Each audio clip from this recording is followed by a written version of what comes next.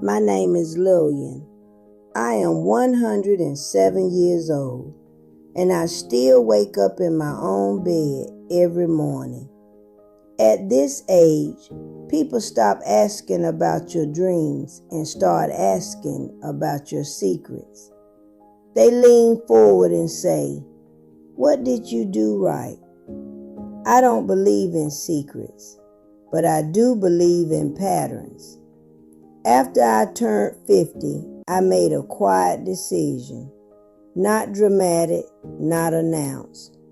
I stopped drinking 5 things, not because a doctor ordered me to, not because I was ill, because I noticed how I felt.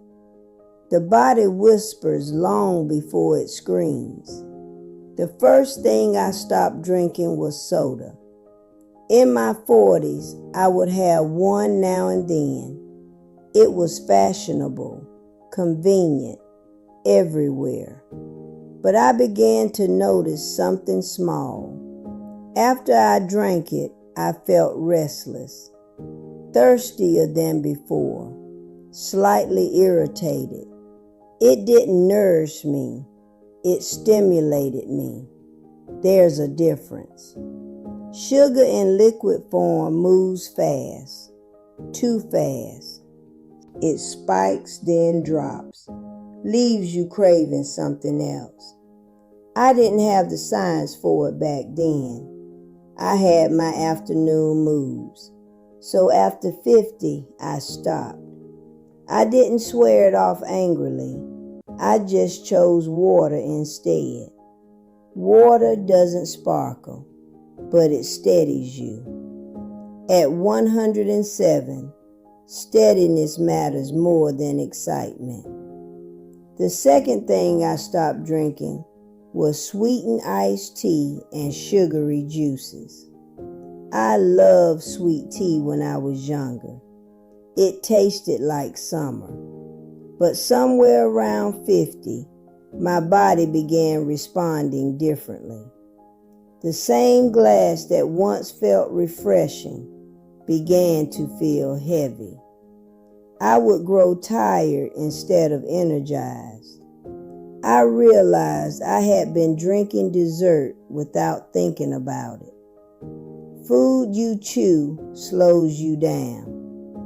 Food you drink slips past your judgment. After 50, I became more aware of what slipped past. I still drink tea every day, but plain. I learned that taste adjusts. What feels bland at first becomes clean later. The third thing I stopped drinking was excessive alcohol.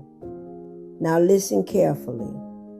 I was never a heavy drinker, but in my 40s, I would have wine with dinner several times a week, sometimes more during holidays.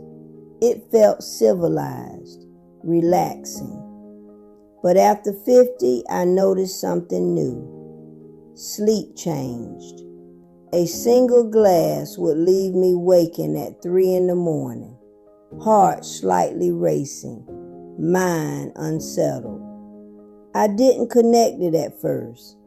Then I experimented quietly. I stopped drinking wine for a few weeks. My sleep deepened. At this age, I value sleep the way young people value ambition. Sleep repairs what nothing else can. So I made a choice. I didn't eliminate alcohol entirely. I kept it for rare celebrations, but it stopped being routine. Routine matters more than indulgence. The fourth thing I stopped drinking was diet soda. People laughed when I said that. If you're worried about sugar, just drink diet, they told me.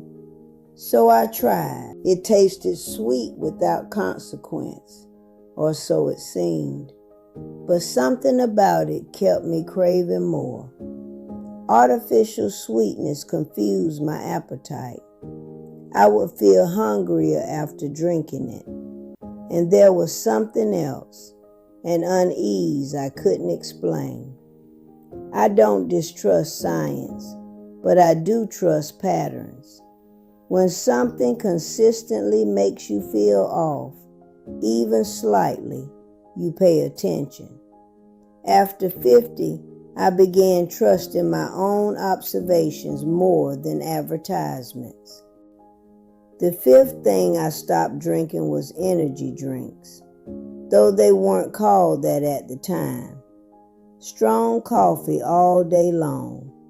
Sugary caffeinated beverages marketed as fuel. In my 30s and 40s, I pushed through fatigue. Coffee in the morning, coffee mid-afternoon, sometimes at night if there was work to finish. But after 50, my heart felt every cup, not dramatically, just subtly. A flutter, a tension. Fatigue is information, not an enemy. Instead of drinking over it, I began resting when I needed to. That may be the biggest difference. After 50, I stopped trying to override my body. I listened instead. Now let me be honest with you.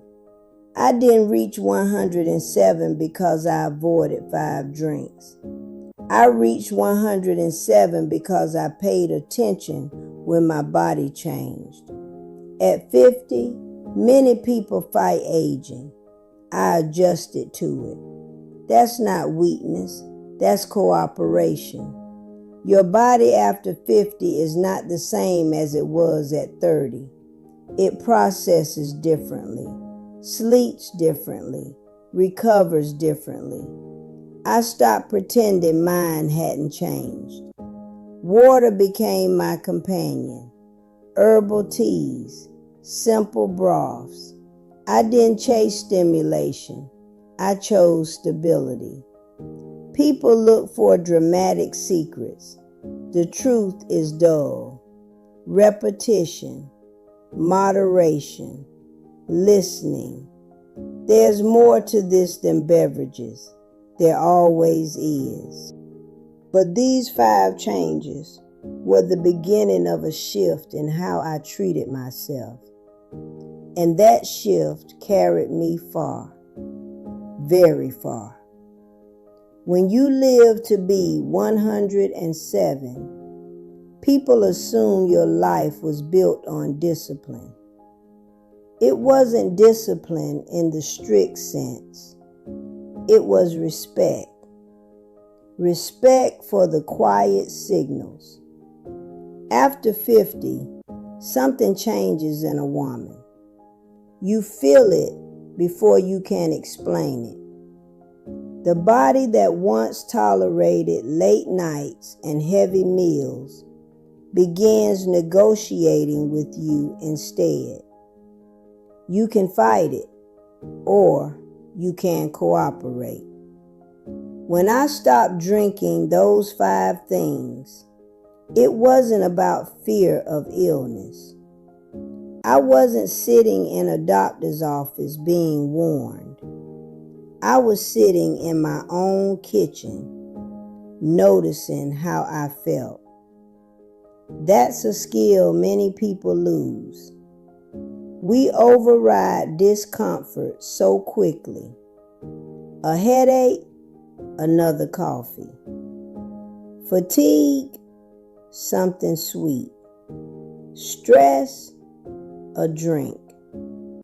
After 50, I stopped using beverages to override messages. I let the messages. When I removed soda and sweet drinks, something subtle happened. My appetite stabilized. I stopped riding the wave of highs and crashes. My mood softened. I didn't snap as quickly. I didn't feel as restless in the afternoons. It's difficult to explain how much energy fluctuation shapes a personality. When your blood sugar rises and falls sharply every day, so does your patience. After 50, I valued emotional steadiness more than stimulation. I wanted to be predictable in the best way. And when I stopped using alcohol as a nightly ritual, I rediscovered something I hadn't noticed I'd lost: depth of sleep. Sleep is sacred in old age.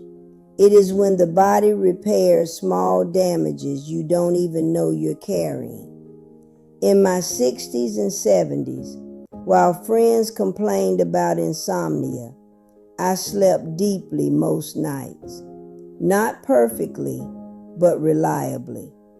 I didn't realize how much evening wine had been fragmenting that rest until I removed it. Alcohol doesn't just relax you, it interrupts you.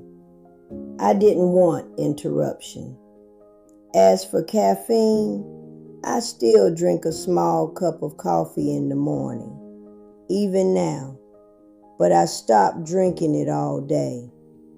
I began to ask myself a simple question when I felt tired. Am I actually tired, or am I avoiding something? Sometimes I was tired, so I rested. Sometimes I was bored, so I went outside. Sometimes I was anxious, so I sat quietly instead of masking it.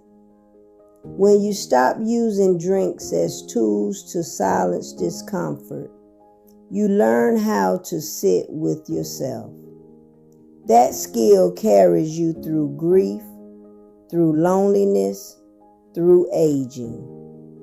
I have buried friends, a husband, a child. There were nights when wine would have softened the edge of that sorrow, but I wanted to feel it clearly. Grief processed honestly does not poison you.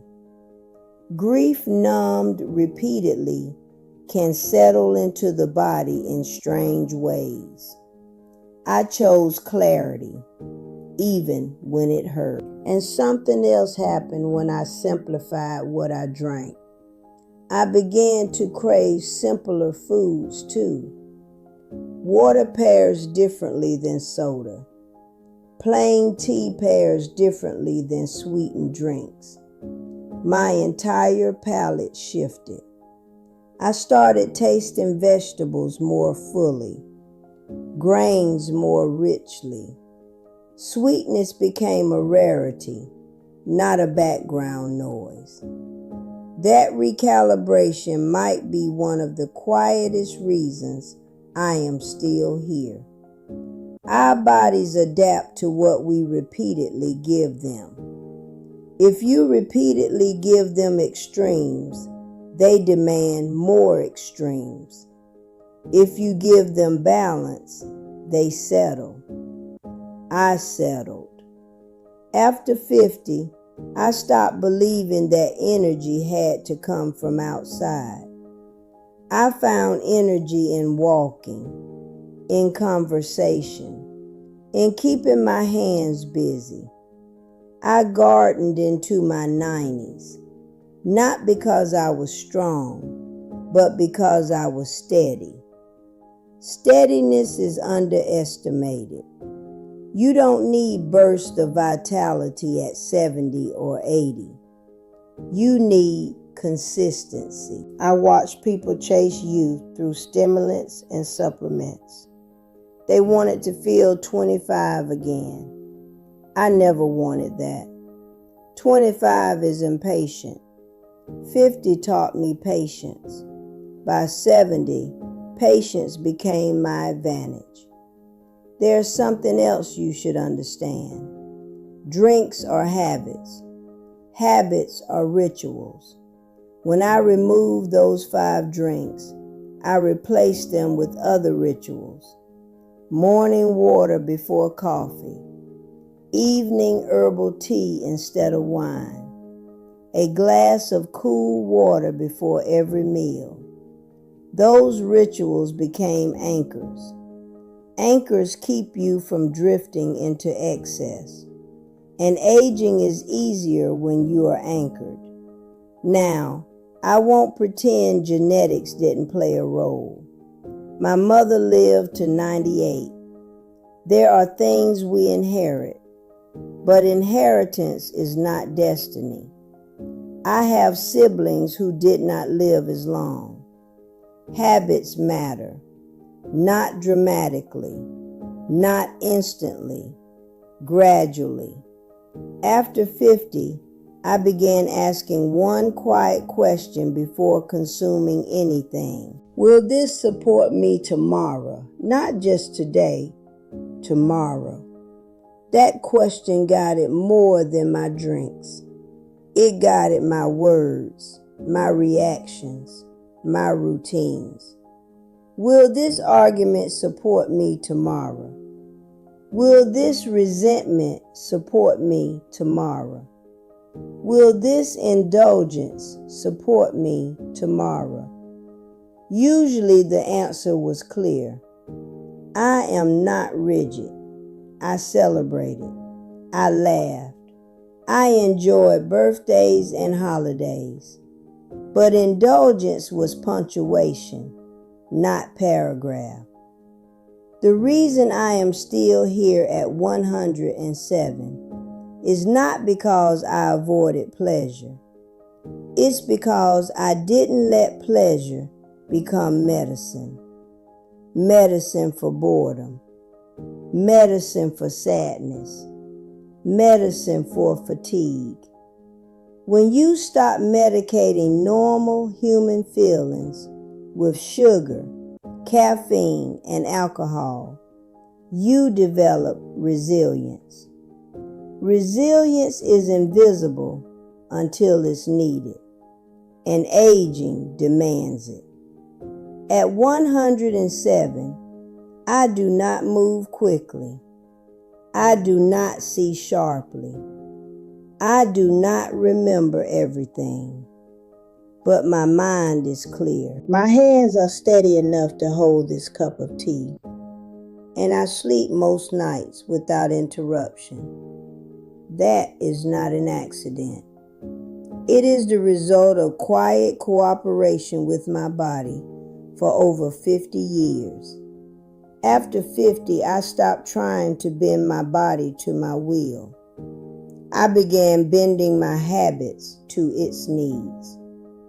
That shift may have saved me more than any specific food or drink ever could. If you are younger than 50, you may think you have time to adjust later. Perhaps you do, but habits set like cement. The earlier you choose steadiness, the longer it carries you. I'm 107. I do not claim wisdom beyond my own experience, but I can tell you this. Your body is speaking long before it fails. Listen when it whispers. You won't need miracles later. And maybe, just maybe, you'll find yourself here one day too. Still upright, still clear, still here. Thank you for watching this video. Click here to watch another video that might interest you.